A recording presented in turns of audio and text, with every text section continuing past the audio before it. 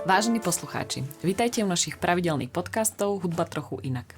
Od mikrofónu vás dnes víta Gabriela Vizvári-Vávrová a Tereza Jaďuďová. Rodičia mu plánovali dráhu profesionálneho huslistu. On sa však vydal na svoju vlastnú cestu hudobného skladateľa a dirigenta. Najskôr štúdium na konzervatóriu, potom na Vysokej škole muzických umení v Bratislave a svoje remeslo si zdokonaľoval na skladateľských a dirigentských kurzoch v zahraničí. Je jedným zo spoluzakladateľov občianskeho združenia Sozvuk a od roku 2000 sa pod jeho taktovkou dodnes uvádzajú autori nielen súčasnej hudby. Naším dnešným hosťom je slovenský skladateľ, dirigent a pedagóg Vysokej školy muzických umení Marián Lejava. Vítajte u nás. Ďakujem. Dobrý deň. Dobrý deň, ďakujem za pozvanie. Ja vás tak na úvod pomyselne prevediem do vašich 13 rokov, kedy ste pôsobili v relácii detí hudobníci, ak si dobre pamätáte, ešte vtedy v slovenskej televízii a tam ste vlastne uvádzali svoje skladby pre Sláčikový orchester. Ako si pamätáte na túto vašu skúsenosť? Mám takú vtipnú spomienku, pretože to režiroval, myslím, pán Lexman a pozval ma na prvé stretnutie, teda, kde sme mali si dohodnúť, ako to bude vyzerať a tak ďalej, kvázi nejaký scenár, čo sa tam bude hrať. Tak ja som za ním išiel, on býval v Karlovej Vsi. Som mal 13 rokov, fúha. Som sa úplne inak vtedy cítil. Ale to bolo leto už, respektíve už bola nejaká taká vyššia jar a už boli zmrzlinárne otvorené. Ja som prišiel s takým dostatočným predstihom časovým. No a keďže som bol pažravý, tak som si, myslím, že objednal minimálne 4 kopčeky a samozrejme, že keď som teda pomaly kráčal k tej adrese, tak sa to začalo vplyvom poveternostnej situácie pomaličky roztápať. No a teda keď som k nemu prišiel, tak celá moja pravá ruka bola olepená tou zmrzlinou, takže on keď otvoril, ja som mu zazvonil, on otvoril dvere a mi podal ruku, tak prvé, čo som mu povedal, že prepáčte, ja vám ruku nepodám, lebo mám olepenú od zmrzliny. Takže to je moja spomienka. No a ja som tam vtedy, respektíve, neviem, že či to bol Slovenský komorný orchester Bohdana Varchala. Áno. A oni mi tam uvádzali kontrabasový koncert. Áno, presne. Áno, s Robom Vizvárim. Robo Vizvári bol môj spolužiak. Vyzeral starší, taký vyšší. No áno, ale poznali sme sa dokonca ešte z Eležu. Dneska je to už z UŠ. A slovo dalo slovo, ja už som vtedy komponoval a teda on ma nejak tak vyzval, že napíš mi kontrabasový koncert, takže on mi tam hral kontrabasový koncert a úplne z hodou okolností sme sa teraz naposledy stretli, keď som bol vo Filharmonii, tak sme si na to spomenuli. Takže je to krásne, že to takto je poprepájané ten vesmír, ale keď sme teda ešte pred nahrávaním tejto relácie, tak sme začali rozprávať o vesmíre, teda ako to je v tom vesmíre. Áno. Takže k tomu sa dostaneme asi neskôr. Možno, áno. Vidíme, kam nás to zaveje. Vy ste tam moderátorovi hovorili, ako ste začínali, že teda začal váš kamarát komponovať a vy ste sa tak vlastne k tomu komponovaniu dostali, že sa vám to nejako zapáčilo a teda pokračovali ste ďalej. Tak aké boli tie vaše začiatky s tou hudbou? Ako si na to spomínate teraz? No tak času? Áno, ja sa v hudbe venujem od 5 rokov.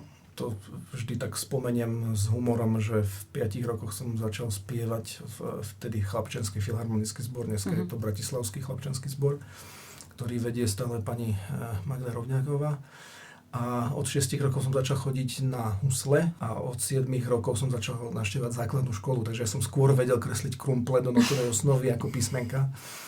Takže to komponovanie vzniklo úplne spontánne. Ja som v tom Chlapčenskom filharmonickom zbore, čo bola absolútne fantastická taká prvá škola hudby ako takej, tak tým, že ten zbor vlastne vznikol na to, aby pokryl určitý repertoár, tak som naozaj zažil veľmi veľa hudobných produkcií a postupom času som pochopil, respektíve som si nejak tak spätne rozpamätal, že som vystupoval teda so zborom hlavne v tých veľkých vokálno-inštrumentálnych dielach, ale klasikov 20. storočia.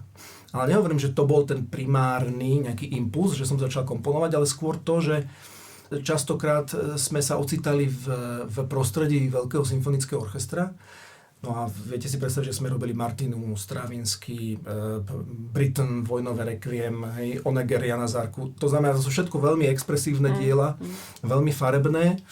A potom, keď sa robila Stravinského Žalmová symfónia, tak medzi chlapcami tými, ktorí potom aj neskôr pokračovali, lebo z tej prvej generácie strašne veľa muzikantov vlastne vzišlo, ktorí neskôr sa začali venovať hudbe, a venujú sa aj dodnes ako profesionálni muzikanti, tak vznikla taká móda si opisovať alebo prepisovať klavírny výťah z toho Stravinského, tak začal som to aj ja. No a potom tam vznikli nejaké prvé skladby a potom taký druhý veľmi významný impuls bol v roku 88 alebo 89. Vtedy som bol, teda celá rodina sme žili v zahraničí a tam bežal v televízii vždycky na obed taká hudobná relácia, krátučka, polhodinový, taký formátik, kde vždy bolo predstavené nejaké dielo, ono potom zaznelo. No a úplne paradoxne, a s odstupom času mi to príde ako naozaj že až také, že smiešné, ale osud je veľmi nevyspytateľná vec. Tá zvučka začala tak, že začala hrať trúbka vravelovú inštrumentáciu Kartiniek Mussorgského a ukázala sa na obrazovke notová osnova a ak tá trúbka hrala, tak sa kreslili notičky. A to bol ten impuls. Kedy som sa vrátil ku komponovaniu a v podstate od toho roku 88 komponujem až do dnes. A keby sa máme vrátiť teraz do súčasnosti, že teraz sa prenesieme od tých začiatkov po súčasnosť, tak čo je ten váš, alebo čo vnímate ako svoj osobitý štýl? Možno proces, akým komponujete, alebo čo je taký ten punc, že toto je moje? To je ťažká otázka, lebo ja tvrdím a hovorím to aj mojim študentom a obdivujem skladateľov, ktorí mali vlastne do konca života schopnosť sa ďalej vyvíjať alebo rozvíjať alebo hľadať nejaké pre seba nové teritória v hudbe. Igor Stravinsky je príklad par excellence, ktorý po 70-ke mení štýl. Úplne v druhej vlastne cudzej krajine, ako vlastne druhýkrát ako emigrant. Tak to je pre mňa jeden z príkladov naozaj toho, že človek by mal stále sa snažiť dostať sa do hĺbky svojho vnútra a vlastne objavovať to, čo tam je, alebo teda čo mu bolo nadelené, ako sa hovorí, to je jedno, každý si to predstavuje trošku inak. Ale ja to mám tak, že tá moja hudba ku mne prichádzala vždy a mojou úlohou vždy ju bolo nejakým spôsobom zaznamenať. Samozrejme tým, že hudba funguje v čase, tak to aj strašne rýchlo vyprcháva. Takže ten proces je niekedy taký veľmi ťažký. Ale čo sa týka štýlu, tak neviem, keby som to mal tak, že naozaj veľmi zjednodušiť, tak veľmi rád pracujem s časom a farbou. A prečo je pre vás dôležité stále tvoriť? Neviem, nie som ten typ tvorcu, ktorý si sadne za klavír, zase spomeniem Stravinského, lebo bol ten, ktorý si sadol za klavír a začal konštruovať. Jednoducho ja to musím robiť, pretože to tu je stále okolo mňa a teda vo mne. To znamená, že keď dokončím nejakú skladbu, samozrejme človek vtedy zažíva obrovský smútok. Ja to stále prirovnávam, aj keď nemám ešte odrastené svoje dieťa, ale ja to prirovnávam k tomu momentu, lebo to viem od rodičov a z rodiny, keď vám dieťa odchádza z domu. To znamená, že vy sa mu vlastne venujete strašne dlhú dobu a potom ho vyšlete do sveta a ono už žije svoj vlastný život a tak ďalej. To isté je so skladbou. Veľmi dlho ju vypiplávate, venujete sa ju, idete s ňou spať v myšlienkach, vstávate znovu a tak ďalej. Potom príde moment, kedy teda už ju dokončíte, napíšete tam tú dvojitú taktovú čiaru a zrazu vlastne to niečo, nejaký produkt vás, ktorý zostane niekde pred vami a už vlastne ten kontakt s ním nie je taký intenzívny, ale potom zase príde, a to je to krásne, že potom zase príde zase ten nový projekt, tá nová skladba. Príde nový dirigent a pretvorí vám vaše dieťa na nepoznané. Áno, aj to sa stáva. A aký je váš proces skicovania? Ako kedy. Ja, teraz sú tie samozrejme notačné programy, čo je naozaj veľmi dobré, praktické, ale má to aj nevýhodu, lebo skladatelia lenivejú. Ten vnútorný sluch sa proste ničí, alebo zakrnieva, pretože sa nepoužíva. A ja som vždy komponoval bez nástroja, bez klavíra. Tiež to teraz trošku na sebe badám, ale ja už som v tej situácii, kedy niekedy naozaj mám veľmi málo času, takže komponujem priamo do notačného programu, kvôli teda času, ale čo sa týka skicovania, tak áno, veľmi rád skicujem a je to od prípadu k prípadu. Niekedy naozaj tá skladba musí vzniknúť takmer celá v skici, alebo teda na papier, ale teraz mám takú zrýchlenú akoby pracovnú metódu, že si robím len veľmi také rýchle poznámky, taký nejaký, ako sa to volá, tesnopis. A potom teda priamo priamo to spracovávam už do partitúry. Vy ste spomínali v jednom rozhovore, že vlastne toto učíte, alebo snažíte sa to učiť aj svojich študentov komponovania. Áno, určite áno, lebo na tom papieri to je, ja stále hovorím, že ten papier, tie skice, keď sa človek pozrie do skíc tých veľkých, tých najväčších majstrov, ktorí vlastne dodnes sú hrávaní a hráme ich stále dokola, hej, Beethoven, tak to je práve to laboratórium. To je, na papieri vidíme ich spôsob myslenia. To znamená, že to je akoby, samozrejme, že to dielo je vždy odrazom toho autora, jeho vnútra a tak ďalej, myšlienok, názorov, ale v tých skiciach vidíme, že akým spôsobom, to ako keby sme teda sedeli takto oproti s Beethovenom a on nám teda vysvetlil, že ako písal tú Eroiku napríklad. Hej, tam to krásne vidno v tých skiciach. Je to naozaj veľmi dôležité, pretože na tom papieri tam človek má práve tú možnosť veľmi rýchlo a efektívne editovať. Ale ja stále hovorím aj študentom, viete, keď vy píšete do počítaču, tak tým, že to je počítač, tým, že to teda vy vidíte už v tej elektronickej alebo digitálnej pole, alebo ako by som to nazval, tak vy už to beriete ako hotovú vec alebo hotový produkt, ktorý častokrát potrebuje ešte opracovávať v úvodzovkách. Ale na tom papieri tam to prečiarknete, ale stále to máte pred očami. To znamená, že vy dokážete proste ďalej s tým pracovať hneď vedľa toho. A samozrejme potom sú aj techniky pri skicovaní, kde človek proste rozvíja tú myšlienku, ako keby rástol pred ním nejaký strom. To znamená, niekde sa niečo objaví, z toho je dobrý nejaký výhonok nejakej novej akoby, myšlienky hudobnej a tak ďalej. To znamená, že to písanie alebo skicovanie na ten papier je podľa mňa veľmi dôležité si zachovať práve toto štádium. A potom samozrejme vždy príde ten moment, že človek už musí začať realizovať tú partitúru. Tlačí ho čas, ale áno, dneska už je absolútnym štandardom, dokonca veľké vydavateľstva už, hlavne teda tú mladšiu generáciu, ergo, ja už budem mať za chvíľku 50, takže tí 50-tníci, už aj 60-tníci už teda je od nich pýtaná elektronická partitúra, ktorú teda buď im urobia nejakí asistenti, keď sú v nejakom dobrom vydavateľstve, alebo to robia sami, že to píšu sami, pretože už aj tie vydavateľstva vlastne nemajú toľko prostriedkov, aby zamestnávali tých notografov alebo tých ľudí, ktorí to potom prepisujú, digitalizujú. Ale práve to štádium, hej, tie skice sú vlastne, to je proste ten mozog, ktorý si vyberieme a položíme na ten stôl. A vaša taká najobľúbenejšia skladba, ktorá vám hneď takto napadne? Najobľúbenejšia. Alebo možno taká najinšpiratívnejšia. Najinšpiratívnejšia. Ťažké slová.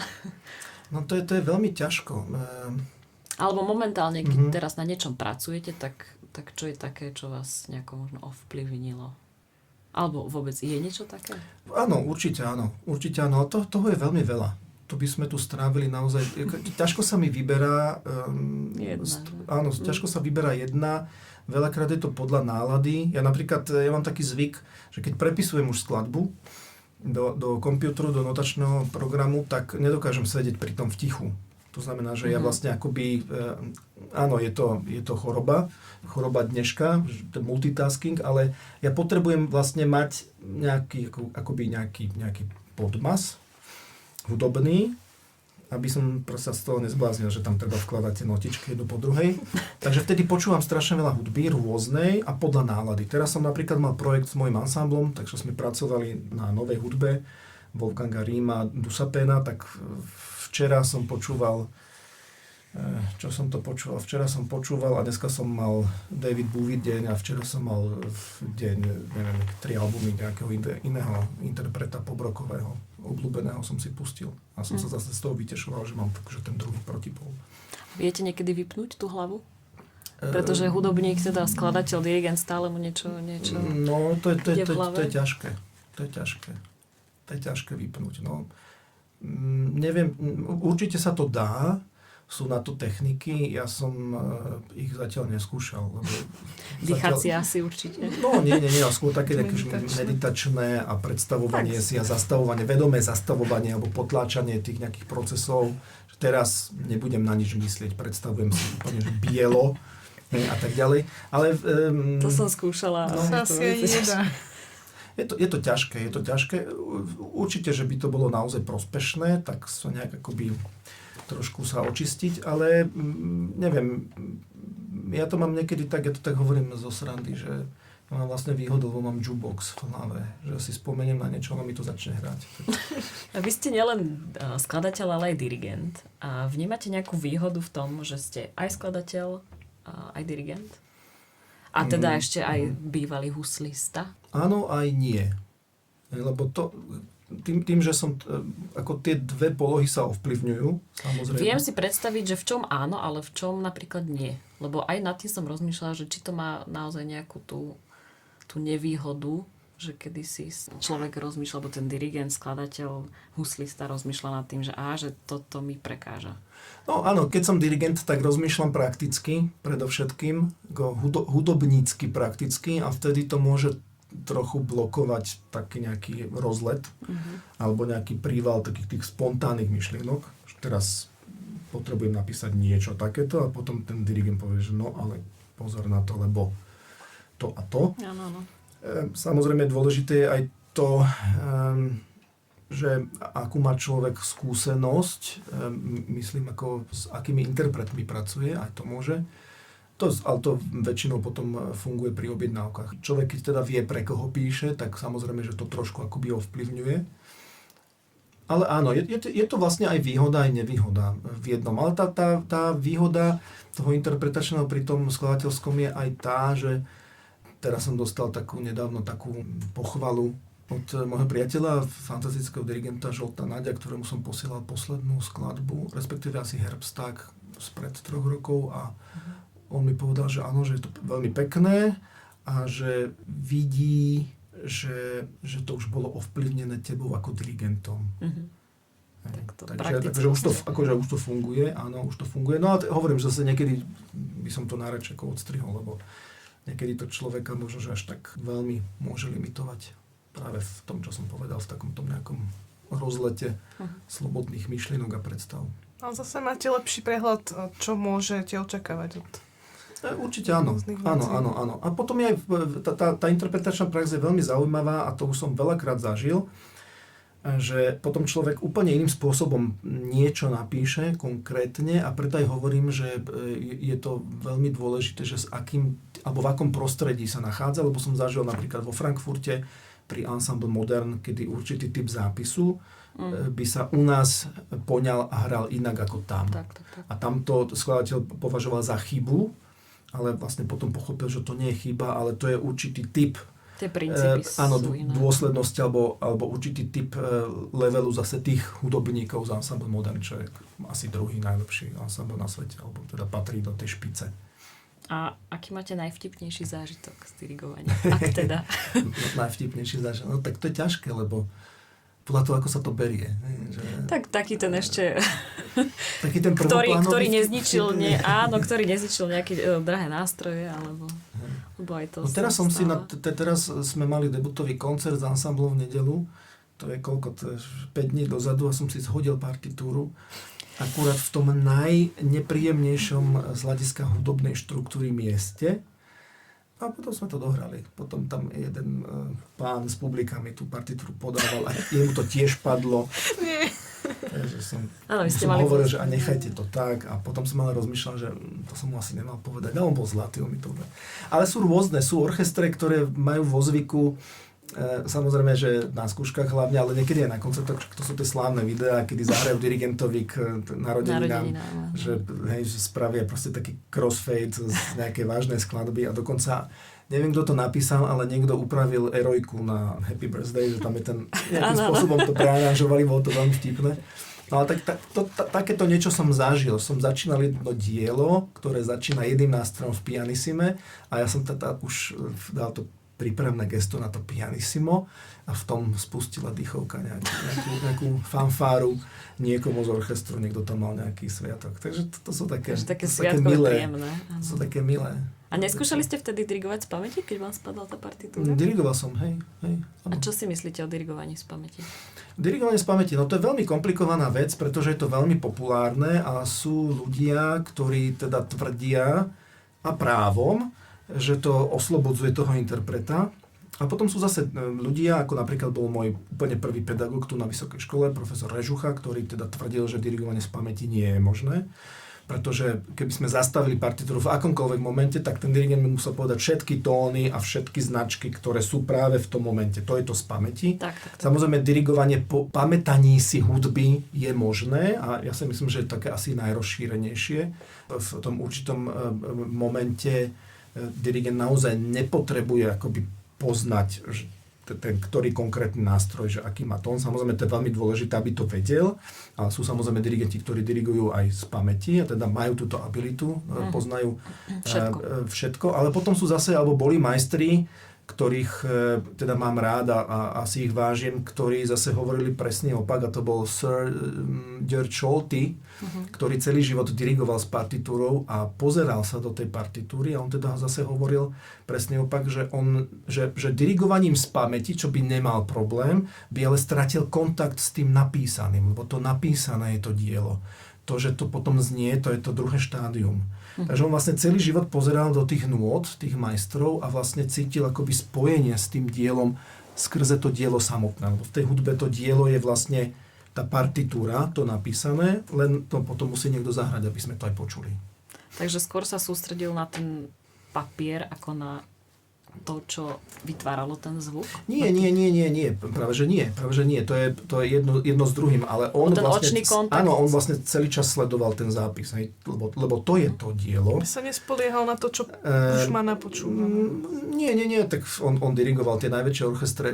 Ja by som to takto neoddeloval jedno od druhého. Jednoducho proste to bol jeho zvyk, že potreboval sa pozerať do diel, ktoré dirigoval aj 1000-krát. To znamená, ich dokonale poznal, ale on potreboval mať dotyk s tým zápisom toho diela. S tým, lebo to je vlastne artefakt skladby. S tou hudbou je to veľmi komplikované. No. Ešte to aj uchádza v čase. Ako pracujete psychologicky s hudobným časom?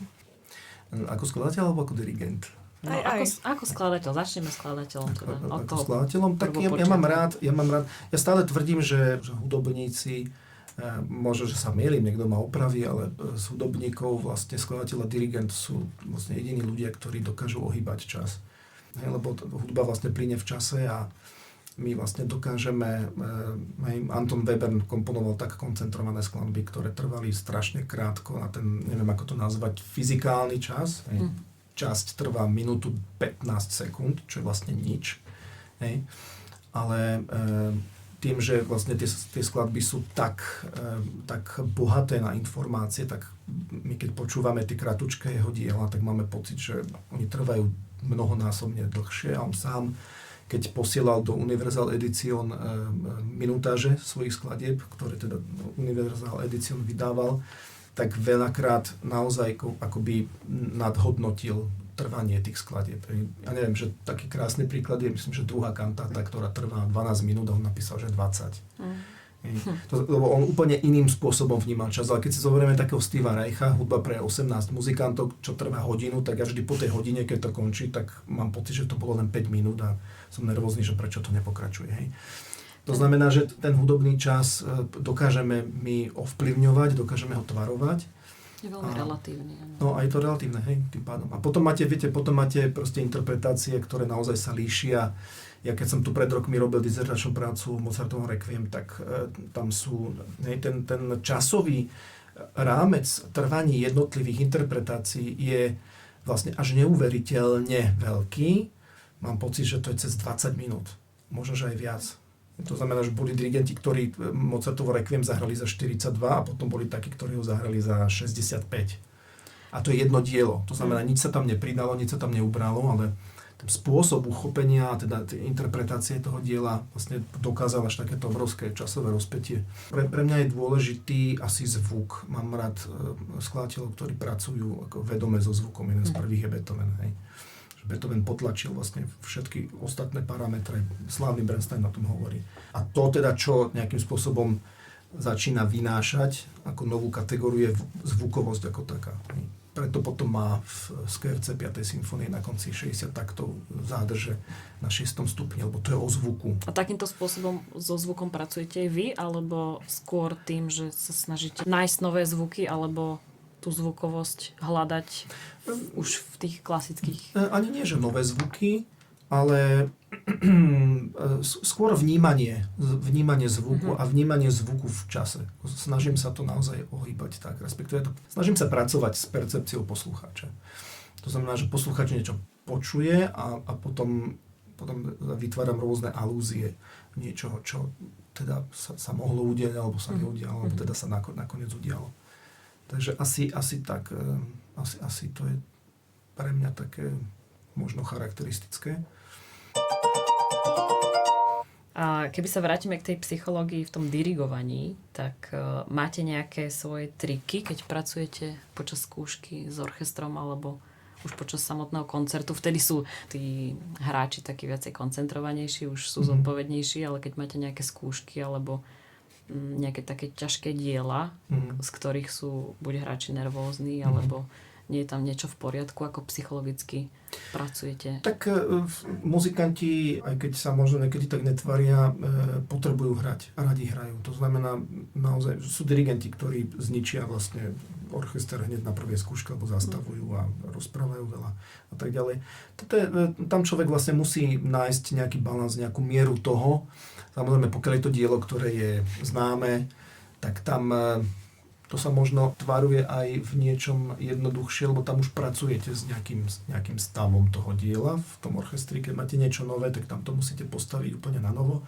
Musíte to dielo najprv akoby spoznať, ergo prečítať, to znamená zahrať a potom vlastne riešite určité problémy alebo chyby. A pre mňa je vždycky dôležité nájsť takú tú mieru medzi tou frekvenciou riešenia problémov a hrania väčších celkov.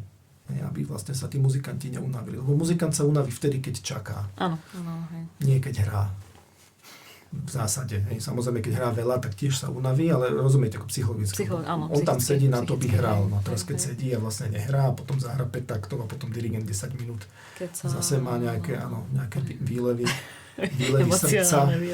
Tak to začína byť viac a viac únavné. Takže toto. A naučili ma veľkí dirigenti, jeden z nich je môj priateľ Žoldnať, že človek vlastne, základ je spoznať ten strop toho orchestra a potom ho nikdy ale neprekročiť. To sa niekedy deje, že dirigent proste v snahe dosiahnuť nejaký výsledok to prestrelí a vlastne už to ničí. Úplne prirodzene, úplne logicky. Ale dostať sa k tomu stropu toho telesa, alebo tie stropy sú rôzne, tak vtedy dosiahne ten najlepší možný výsledok. A ako zistíte, kde je ten strop? To človek cíti. To človek cíti v tom procese. Niektoré veci, keď nejdú po opakovaných nejakých repetíciách s nejakými poznámkami alebo nejakými pomôckami, tak to človek vlastne zistí za jazdy. Že, tie orchestráci dajú aj najavo, že či už výrazom, alebo... Tak, Je to taká vec, ktorá sa... Samozrejme, takisto aj orchester. Môj otec je muzikant, huslista, on mi vždy hovoril, že daj na to pozor, lebo orchester je ako špongia, že za 5 minút vedia, kto si. Takže toto tiež napríklad platí. Orchester, si zoberte, že dirigent sa tam postaví a môže byť sebe menší genius, ale má tam, dajme tomu, 60-70 ľudí, ktorí majú nejakú prax, ergo úhrne majú tú prax a tú skúsenosť možno aj väčšiu ako ten majster, ktorý tam je. Samozrejme, nikoho sa nechcem dotknúť, ale tak to je. To je proste jeden proti, ale nemôže to byť jeden proti, ale musí to byť jeden z. Ja stále hovorím, že dirigent je ten kapitán, ktorý ako sa povestne ide posledný, keď sa loď potápa. Ergo, chcem tým povedať, že vlastne všetci tí zúčastnení sú na tej palube. Tá paluba je ten stage. To znamená, že každý jeden tam má tú svoju funkciu nezastupiteľnú a každý vlastne jeden tvorí potom ten celok.